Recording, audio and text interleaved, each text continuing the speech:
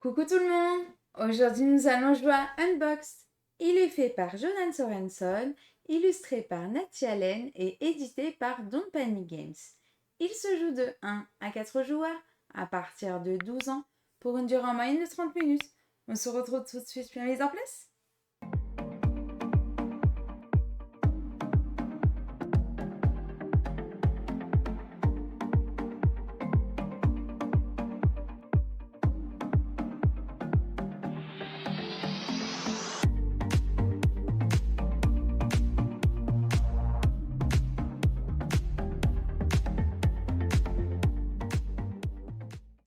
Coucou tout le monde! Aujourd'hui nous allons jouer à Unboxed. Unboxed.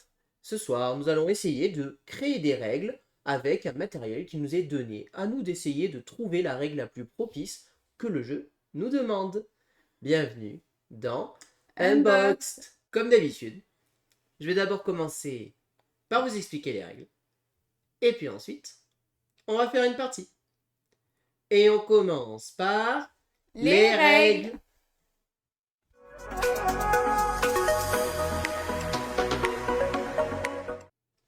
Et voici la zone de jeu de Unboxed. Unboxed fouille 1. Pourquoi fouille 1? Parce que Unboxed est un jeu où en fait nous sommes des fouilleurs, des archéologues en fait, et nous allons fouiller des sites de fouille. Il y a 10 sites de fouille, et chaque site de fouille en fait on retrouve un vieux jeu de société de l'époque historique, sauf que le jeu a été retrouvé, mais les règles ont disparu. Il va falloir donc essayer de retrouver les règles de ce jeu. Nous avons pour ça quand même quelques indices qui vont nous être donnés. D'abord, nous avons le matériel du jeu qui va être disponible. Et nous allons avoir le titre du jeu avec un petit pitch pour nous expliquer ce que c'est. Et enfin, 4 questions auxquelles nous devrons répondre. En fait, nous allons devoir refaire les règles du jeu. Nous allons donc essayer d'inventer un jeu, enfin d'essayer de refaire ce jeu-là plutôt, le tester pour vérifier qu'il fonctionne. Et si on estime qu'on est d'accord, on répondra aux questions. Comme dans un jeu d'enquête, ensuite, on regarde la solution derrière et on marquera des points en fonction si la réponse est bonne ou pas. Si elle est parfaitement bonne, nous marquerons 3 points par bonne question. Si elle est que bonne, mais partiellement, qu'il manque des éléments essentiels, on marque que 2 points au lieu de 3. Et bien évidemment, si elle est fausse, on marque 0 points. Si jamais on est perdu, qu'on ne sait pas trop comment faire, on va pouvoir demander des indices. Des indices par rapport aux questions. Les indices, ici, il y a des numéros, 67. Et ici, en début de livret, vous avez en fait tous les indices disponibles, qu'il ne faut surtout pas lire d'ailleurs en début de partie, qui vous donneront en fait pour un petit peu nous guider, tout simplement, comme dans un unlock ou dans un jeu d'enquête, pour vous dire je suis perdu, on va nous aider. Là, c'est un peu la même chose, je suis perdu, aide-moi à essayer de retrouver la règle. Quand on utilise un indice, on s'est mis en mode normal. En mode normal, on a ce qu'on appelle 2 reliques. Les reliques, on peut les défausser gratuitement, sans perdre de points pour demander un indice. On en a 2. Et ensuite, par indice supplémentaire, on perd 1 point. On a un petit jeton ici qu'on défausse et on perd 1 point pour dire j'ai demandé un indice. Je me pénalise un petit peu parce que je perds 1 point. Voilà. Et donc, on va lire le pitch, etc. La solution est derrière. Ici, nous avons les éléments qui nous sont donnés pour la première partie. Donc là, on nous a dit de prendre exactement 4 jetons de chaque couleur. Et on nous a dit de prendre le paquet de cartes intitulé A. Donc là, c'est tout le paquet de cartes intitulé A. Et avec ça, nous allons devoir faire un jeu. Nous avons quand même déjà 2-3 infos de base sur le jeu. C'est que nous savons que c'est forcément un jeu qui se joue de 2 à 4 joueurs. Donc ce n'est pas un jeu solo. Et c'est un jeu qui jouera à ce maximum 4 joueurs. De plus, on sait que c'est un jeu forcément compétitif. On ne cherche pas à faire des jeux coopératifs. Le jeu est forcément compétitif. Ensuite, nous aurons les indices supplémentaires pour chaque jeu. Nous avons 10 fouilles en tout. Et une fois qu'on a fini les 10 fouilles, c'est là qu'on a le score final. Bien évidemment, le jeu se déroule en plusieurs parties. Là, ce soir, nous allons vous présenter le site fouille 1 avec le titre qui s'appelle « Le roi maudit ». Il est dit dans le jeu que le titre peut nous aider aussi à trouver ce que c'est le jeu. D'accord. Et là, je vous ai déjà expliqué toutes les règles de Unboxed. On commence la partie.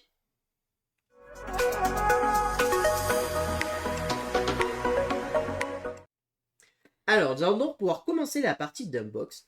Avant de commencer la partie, je vais vous lire le petit scénario de départ et les questions auxquelles nous allons devoir répondre. Et ensuite, nous allons essayer de trouver les règles de ce jeu. Donc les règles de ce jeu, le jeu s'appelle le roi maudit.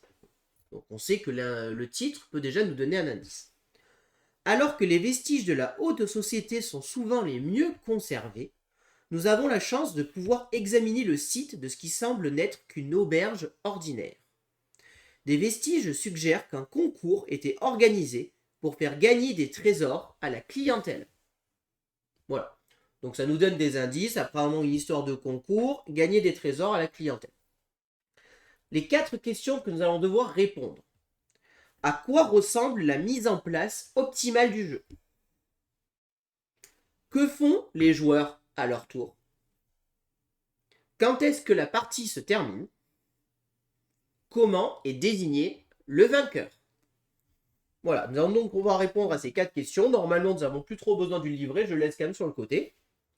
Donc je vous rappelle que ça, c'est des éléments qui ne sont pas liés au jeu en soi, on a trouvé les règles, mais vraiment liés au jeu unboxing, donc ça, ce n'est pas des éléments. Et donc avec Gaëlou, nous allons maintenant analyser un petit peu ce qu'on a devant nous.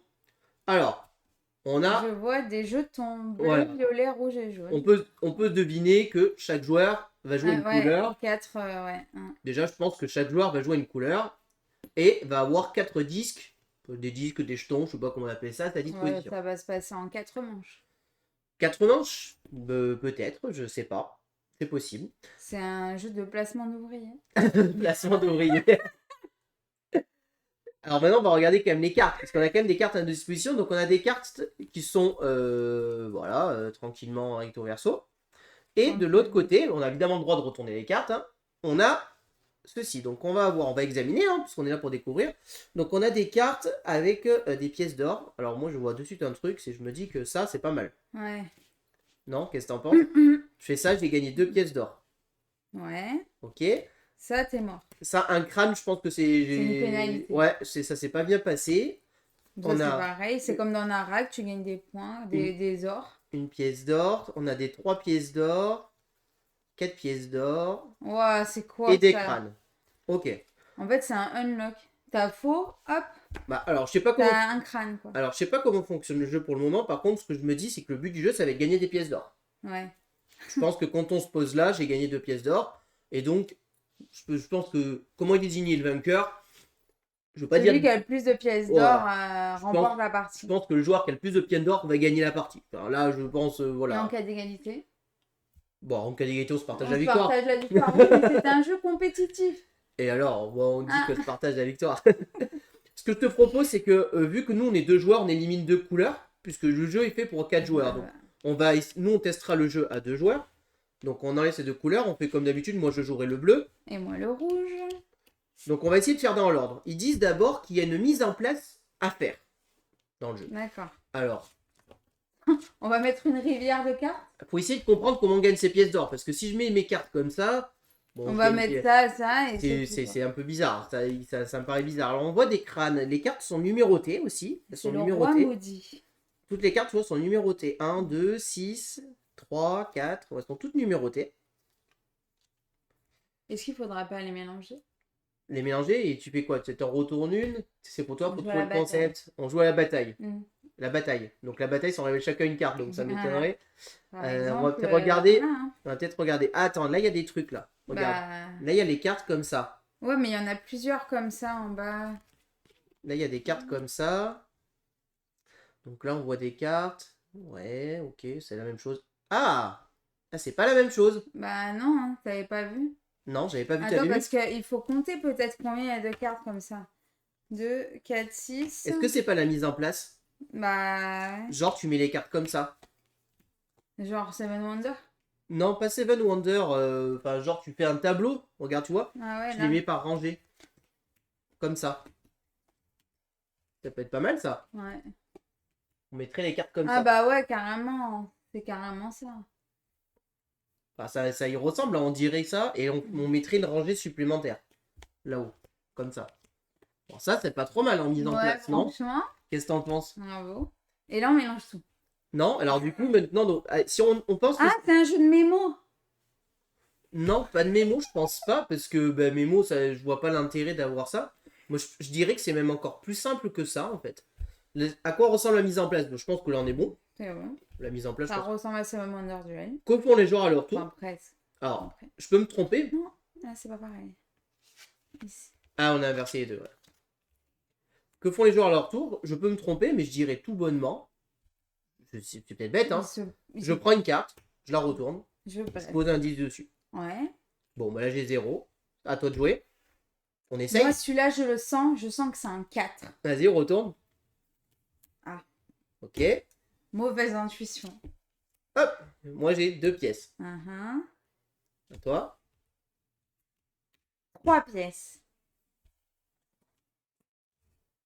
0. 2 pièces. 0. 1 pièce. Et du coup, t'aurais gagné le jeu. 3, 4, 5, 6. Moins 1. Non.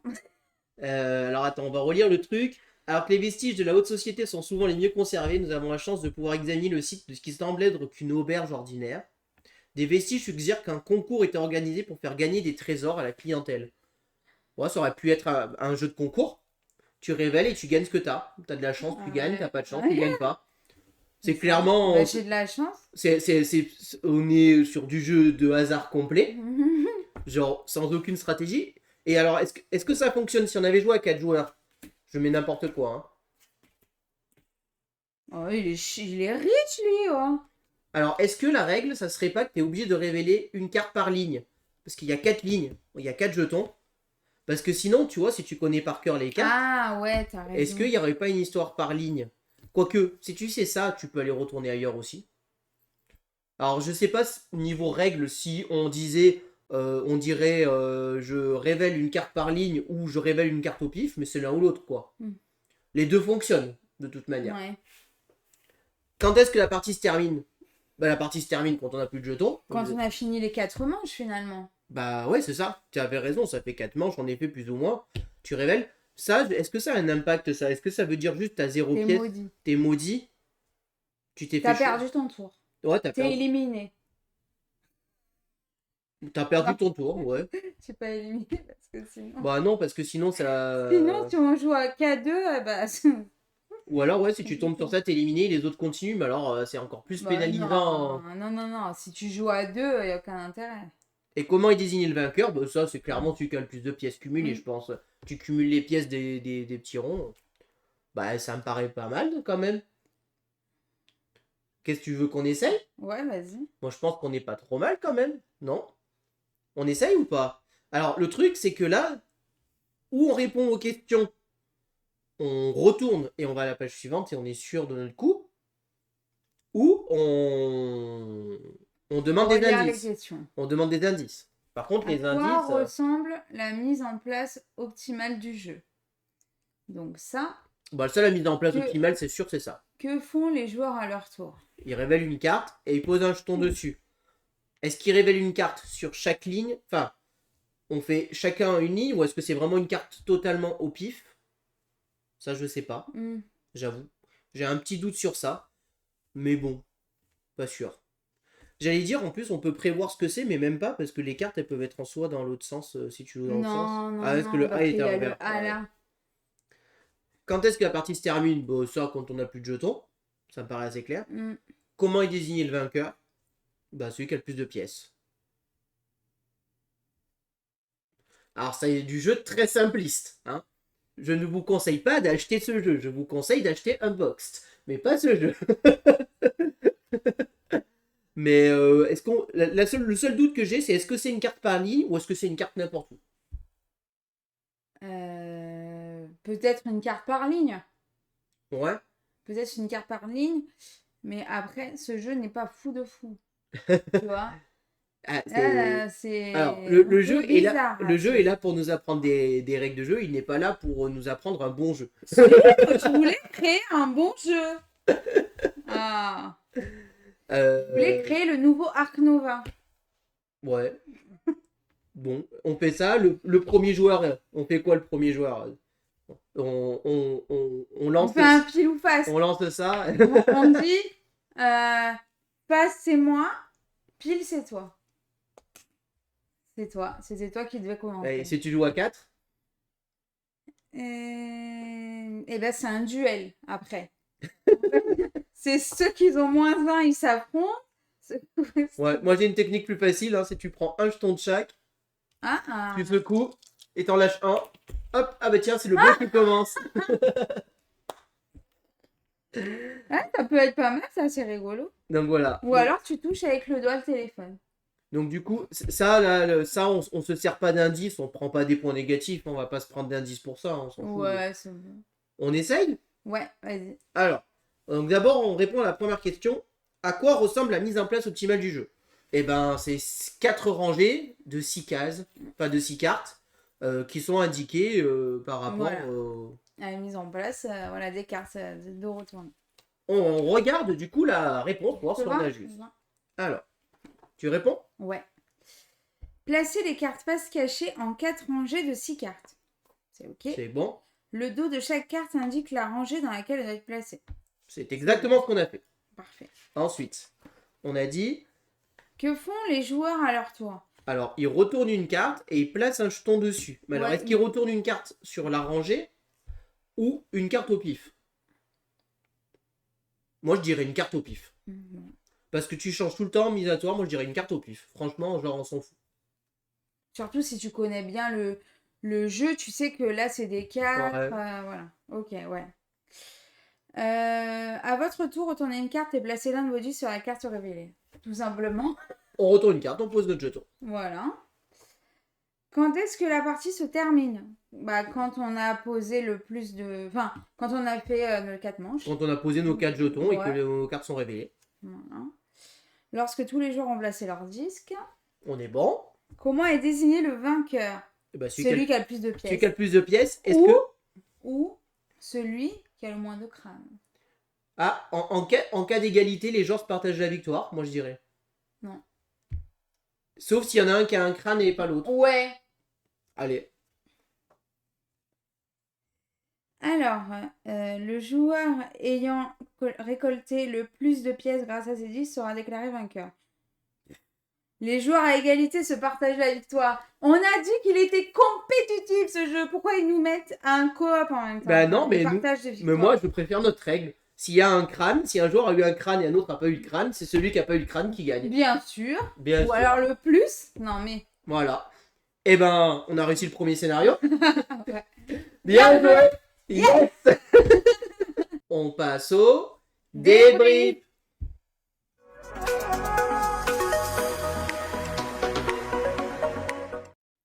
Alors, qu'est-ce qu'on pense de Unboxed? Et j'ai envie de dire, qu'est-ce qu'on pense en fait de ce premier scénario d'Unboxed? Une première fouille. Eh ben, moi, c'est à peu C'est près. agréable. Ouais, c'est ce que j'attendais, c'est-à-dire une sorte de pseudo-jeu d'enquête. En fait, au final, on va essayer d'enquêter pour faire des règles d'un jeu et on va être guidé. Alors, on a fait que le premier scénario, pour pas vous spoiler évidemment tout le jeu, ce n'est pas le but. Ce premier scénario, je pense qu'on est sur un scénario d'initiation. Je pense qu'on est là pour apprendre comment fonctionnent les bases d'Unboxed et que les scénarios vont se complexifier avec le temps. En tout, vous avez 10 scénarios, c'est-à-dire que vous avez quand même de quoi vous occuper un petit peu. Il est annoncé environ 30 minutes par scénario, ce qui vous fait quand même 300 minutes de jeu minimum si vous allez assez vite. Je pense que les derniers scénarios sont plus difficiles.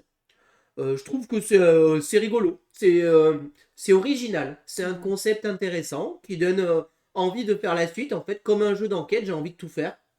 Ben voilà. Surtout que c'est super rapide. Ouais, là c'était rapide. Après, attention, les autres Ouais, sont c'est plus vrai. longs. Peut-être les autres sont longs.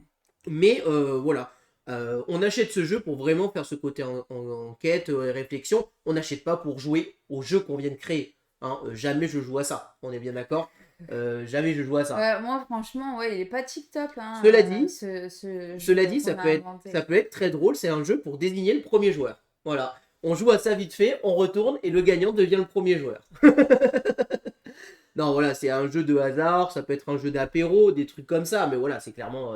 Mais Unbox, par contre, je trouve intéressant. Alors, je peux pas vous faire un retour à 100% du jeu puisqu'on n'a pas tout joué. Mais en tout cas, je trouve que le premier scénario est prometteur et nous donne envie de faire la suite. Je trouve que le contrat est rempli. On nous vend un jeu auquel on va devoir trouver les règles. C'est vrai. Bon. On nous donne des questions pour nous guider. Le matos pour nous guider, en plus, qui nous aide un petit peu sur les mises en place et tout ça. pour un prix tout à fait correct. Je crois que c'est une vingtaine d'euros pour la boîte de jeu. Et franchement, qualité de matériel plutôt correcte à faire. Il y a d'autres matos, il y a un peu plus de disques et beaucoup plus de cartes évidemment pour faire d'autres scénarios. Donc moi je pense que ce jeu il va s'adresser en fait aux gens qui aiment un peu les jeux d'enquête, qui aiment réfléchir, qui aiment un peu se creuser la tête, qui vont aimer essayer de comprendre comment ça fonctionne, comment ça marche. Ce que j'ai bien aimé, ce qui est rigolo, c'est qu'une fois qu'on avait trouvé le truc, on a essayé le jeu, on a vérifié que ça marchait. C'est pas le jeu de l'année, c'est pas le jeu de l'année, mais ça marche. Le jeu... bah c'est un méca. Et puis mine de rien, on peut changer de 3 règles tant que ça fonctionne. Par exemple, nous on dit que l'égalité, bah, s'il y en a un qui a un crâne et l'autre non, bah, c'est celui qui a égalité sans crâne qui gagne. Non, par contre, je suis pas d'accord. Hein. C'est un jeu compétitif, alors il faut qu'il y ait une départage la victoire. Hein. On est d'accord. Pour ça, du coup, d'accord. On avait aussi un doute, est-ce qu'on choisissait une carte au hasard ou un par ligne? En Au soi, pif. les deux marchaient. On n'aurait pas oublié quelque chose de majeur. Il est bien écrit que si on oublie quelque chose de majeur dans la règle, ça ne marque pas de points. Donc là, du coup, on a fait un sans faute et on a marqué 3 x 4, on a marqué 12 points sur la fouille 1. Donc, Bien voilà. joué. Donc vraiment plutôt quelque chose d'intéressant. Moi, je pense que vraiment, c'est pas de prise de tête pour y jouer entre amis.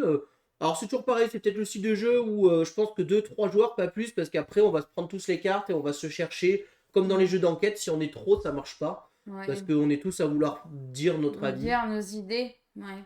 Donc bah voilà, pour moi, si vous aimez les jeux d'enquête, les jeux de déduction, les jeux de réflexion, bah voilà, ce jeu sera fait pour vous. Voilà tout ce que je peux vous dire sur Unboxed. J'espère que cette vidéo vous a plu. Si vous avez aimé, n'hésitez pas à vous abonner à la chaîne, à aimer la vidéo, à commenter la vidéo. Et puis on vous dit à très bientôt pour de prochaines vidéos. Merci beaucoup, à bientôt, au revoir. Au revoir et n'hésitez pas à nous rejoindre sur les réseaux sociaux.